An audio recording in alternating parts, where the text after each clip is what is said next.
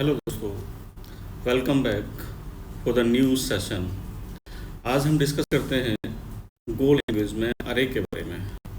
ठीक है, तो बेसिकली मैं थोड़ा सा पहले एक डायरेक्टरी क्रिएट कर लेता हूँ जिससे कि हम पेज। ठीक है, अब इसके अंदर मैं एक अरेज डॉट को फाइल बना लेता हूँ और इसमें मैं फंक्शन, फिर हम डिस्कस करते हैं कि क्या चीज़ है। ठीक है, चलिए देखिए, नॉर्मली क्या है कि अरे एक नंबर्ड, अगर जो हम कहें कि नंबर्ड का एक सीक्वेंस है with the a specific length. ठीक है ना, तो जैसे अगर जो हम लिखते हैं यहाँ पे, मैं सभी कमेंट मार देता हूँ यहाँ पे कि अरे is numbered sequence, numbered sequence of a specific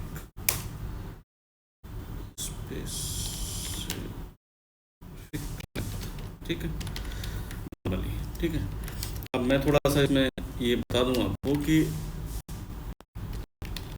go language के अंदर अरे एज ए कांस्टेंट की तरह यूज होता है। नॉर्मली अगर जो हमें पता है कि कितने एलिमेंट्स इसके अंदर होंगे तो हम अरे यूज करते हैं, अदरवाइज हम स्लाइसेस को यूज करते हैं। गो लैंग्वेज में कॉमनली स्लाइसेस यूज होती है जो कि डायनामिक अरेज को रिप्रेजेंट करती है और बहुत सारी अदर फंक्शनलिटीज उसकी होती हैं। ठीक है, तो सबसे पहले तो हम ये करते हैं कि हम थोड़ा सा इसके बारे में जान लेते हैं कि अरे कैसे काम करता है गो लैंग्वेज के अंदर। ठीक है, तो सपोज मान के चलिए कि मैं एक वेरिएबल में कोई भी एक लेता हूँ, जैसे कि एक नेम ले लेता हूँ। सर चलो नम ले लिया मैंने। ठीक है, अब नम लेने पर अगर जो मैं क्या करता हूँ कि सपोज मैं 5 इंट दे देता हूँ नम, अगर जो मैं ये लेता हूँ 5 इंट दे दिया। ठीक है, अब मैं क्या करता हूँ, इसको 5 इंट देने के बाद मैं fmt करता हूँ और प्रिंट एलन कर लेता हूँ इसको। चलिए जरा देखते हैं कि क्या आता है। प्रिंट एलन में अगर जो मैं नम करता हूँ, ठीक है, अब मैं यहीं पे इसको जैसे कि गो ट्यूटोरियल में अगर जो जाता हूँ तो गो रन और अरे सॉरी, ठीक है, गो लैंग्वेज को मैंने किया। तो गो लैंग्वेज में किया तो जैसे ही गो लैंग्वेज को किया तो देखिएगा 0 0 आ गया। तो 0 0 आ गया, इसका मतलब ये है कि अरे हमारा रिप्रेजेंट हुआ, बट उसमें बाय डिफॉल्ट वैल्यू क्या है। तो जब हम अरे होता है तो उसकी इंट वैल्यू इज 0।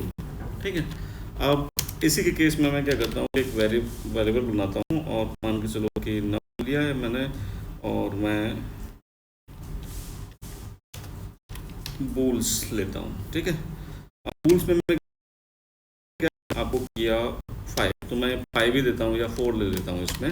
ठीक है,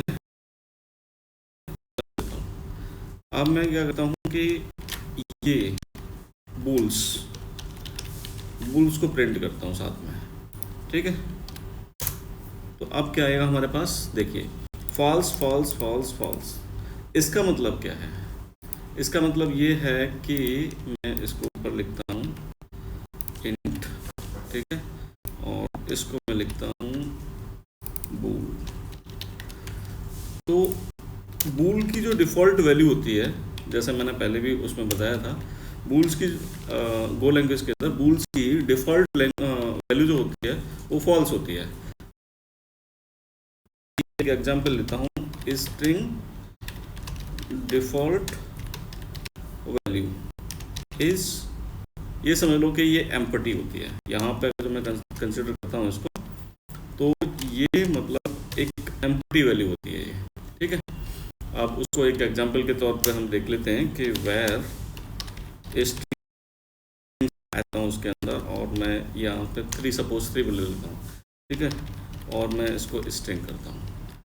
अब मैं यहीं पे क्या करते हैं इस चीज़ के लिए कि इसको स्ट्रिंग्स को प्रिंट करते हैं, प्रिंट एलन करते हैं। चलिए ठीक है, क्या आएगा देखिए, पहले में 0 0 आया, दूसरे में फॉल्स फॉल्स आया जो कि 4 प्लेसेस पे आया क्योंकि लेंथ उसकी 4 है, और तीसरे में आया हमारे पास कि ब्लैंक दिख रहा है, बिल्कुल हमें अरे दिख रहा है बट ब्लैंक दिख रहा है। अगर जो हम ब्लैंक दिख रहा है तो इसका मतलब है कि उसमें ब्लैंक वैल्यूज़ आती हैं।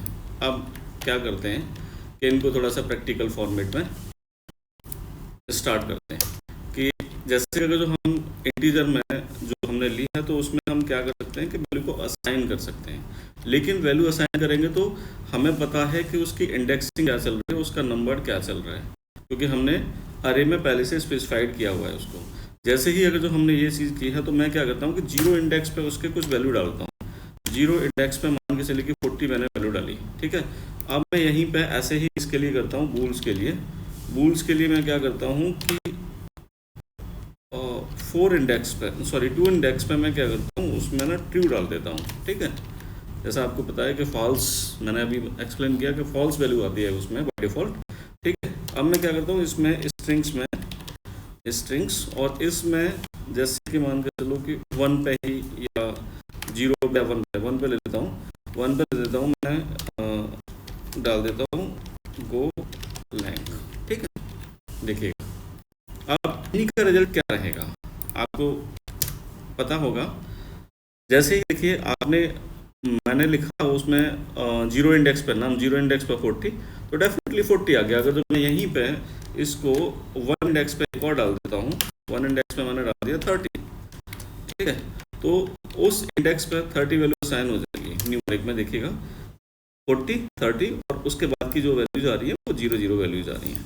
अब ऐसे ही इसके अंदर अगर जो आप बूलियंस वाले के अंदर देखेंगे तो उसको फॉल्स फॉल्स ट्रू और फॉल्स, क्योंकि मैंने 2 इंडेक्स पे, ठीक है ना, ट्रू डाला है। अब जैसे ही मैं स्ट्रिंग्स में जाता हूँ तो स्ट्रिंग्स में मैंने 1 इंडेक्स पे गो लैंग डाला है, 1 इंडेक्स पे गो लैंग डाला है, तो देखिए पहला स्पेस खाली, तो 1 इंडेक्स है उसमें गो लैंग आ गया, और 2 इंडेक्स पे फिर 0 मतलब ब्लैंक हो गया। अगर जो मैं यहीं पे सपोज ये मैंने रेड डाला, अगर जो मैं प्रिंट करता हूँ इसको तो देखिए पहला स्पेस खाली, दूसरे पे ये आ गया, और पहले फर्स्ट पे आ गया 0 वाला इंडेक्स खाली है अभी। तो इस टाइप से हम चीज़ों को यहाँ पे असाइन कर लेते हैं, ठीक है, और ये डिफ़ॉल्ट वैल्यूज हमारी यहाँ पे कंसीडर होती हैं। अब हम क्या करते हैं कि चलिए ठीक है, हमने इतना सारा का सारा चीज़ें कर ली। अब क्या करते हैं इसमें हमें किसी, ये तो हमने देख लिया पूरा के पूरे कि पूरा अरे हमने जो है ना प्रिंट कर दिया उसको। अब हम चाहते हैं कि यार मेरे को अरे नहीं प्रिंट करना है, मेरे को सिर्फ 0 इंडेक्स वाली वैल्यू को प्रिंट करना है। तो 0 इंडेक्स वाली वैल्यू को जैसे ही मैं प्रिंट करूंगा, यहाँ पर मैं 0 लगाऊंगा और मैं ऐसे रन करूंगा इसको। जैसे ही रन करूंगा तो आप देखेंगे कि यहाँ पर जो है ना 40 उसका आ गया, ठीक है। अब जैसे ही ये 40 आया तो इसका मतलब है कि हम इस टाइप से किसी भी चीज़ को या किसी भी इंडेक्स की वैल्यू को हम फाइंड आउट कर सकते हैं, ठीक है। अब इसका एक फंक्शन होता है लेंथ फाइंड आउट करने के लिए, तो fmt डॉट प्रिंट एलन, और प्रिंट एलन में मैं क्या करता हूँ कि नम लेन, अब ऐसे ही करता हूँ मैं लेन बूल्स, और इसके बाद मैं करता हूँ लेन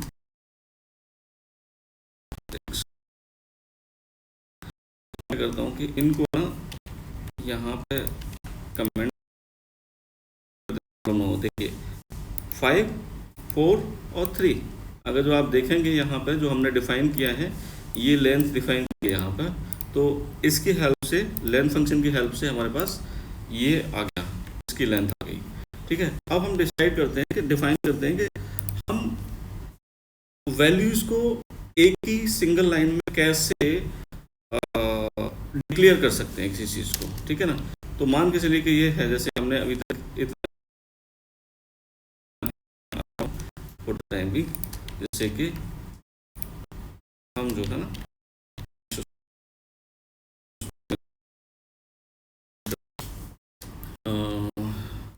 where now,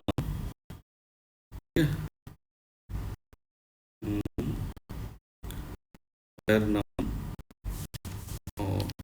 सपोज 5, ठीक है, यहाँ पे मैंने लिया और यहाँ पे मैं एंटर लेता हूँ इसको, तो 50, 45, 67,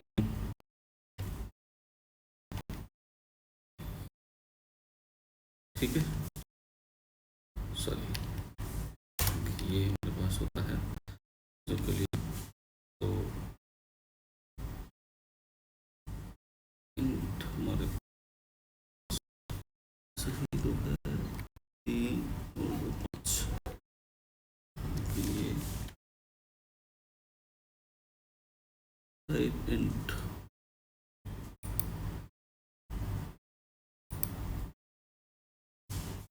ऐसा तो नहीं होना चाहिए।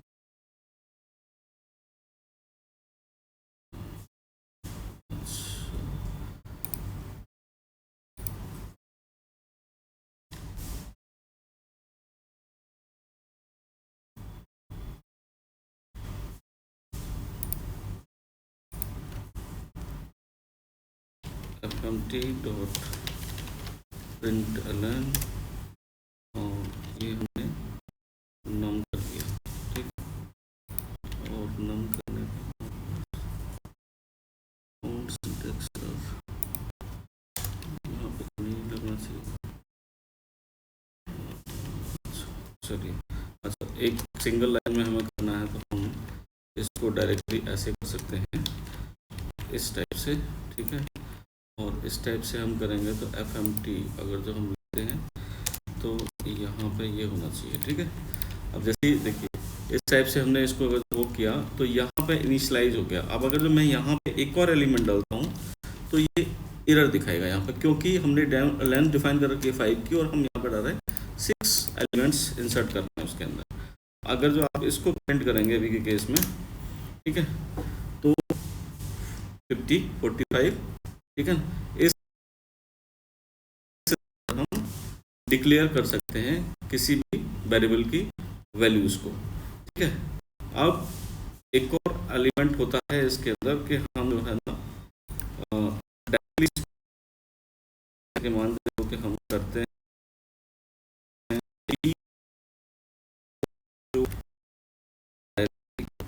स्प्लिट ऑपरेटर का जो, और इंट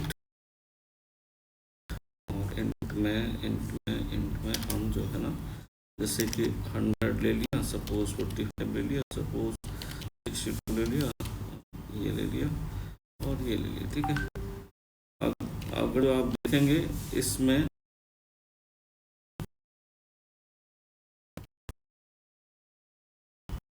ऑटोमेटिकली इसमें डिफाइन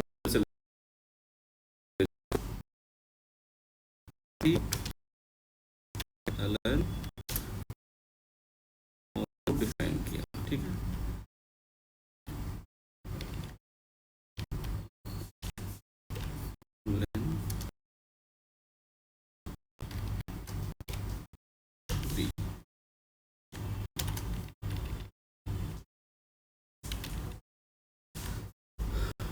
हमारे पास ये है,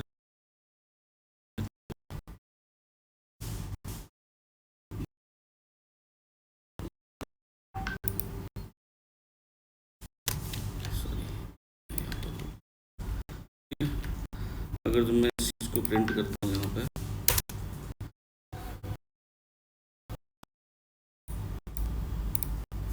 ये देखिए कितना आया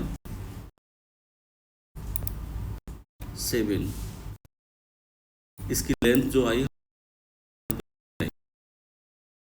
एलिमेंट्स इसमें डाला। अगर जो मैं यहाँ पे एक और डाल देता हूँ, जैसे कि मान के चलो कि 25, और इसको अगर जो मैं प्रिंट करता हूँ इस चीज़ में, तो ये 8 आ जाएगा। अगर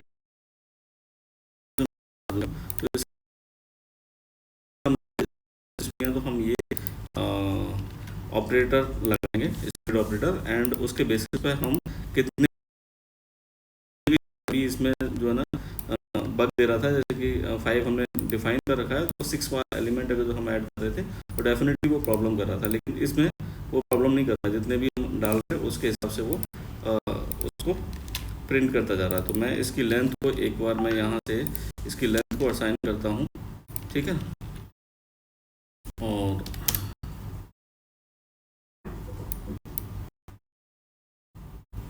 ये देखिए ये अरे आ गया और ये हमारे पास उसकी लेंथ आ गई, ठीक है, ये उसकी लेंथ आ गई। अब हम क्या करते हैं कि इसमें 2 डायमेंशनल अरे को चेक करते हैं जरा। ये तो हो गया हमारा एक, हम वो करते हैं,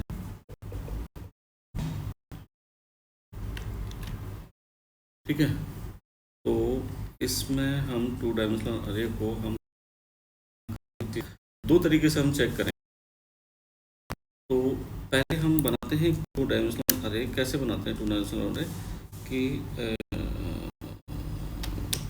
ले लेते हैं, चलो ठीक है। और इसमें हम ऐसे करके इसको 2 and 3 और इसका इंट ले लेते हैं, चलो ठीक है। और इंट में हम डायरेक्टली इसका असाइन कर देते हैं। तो डायरेक्टली अगर जो हम असाइन करेंगे तो 2 और 3, तो हमारे पास 2 रोज और 3 कॉलम्स, ठीक है। तो हम मैं लेता हूँ 1 3 और 6, फिर मैं दूसरा एक और लेता हूँ। दूसरा लेने के साथ में इसमें ऐसे लेता हूँ 40 20 और 50। इसको मैं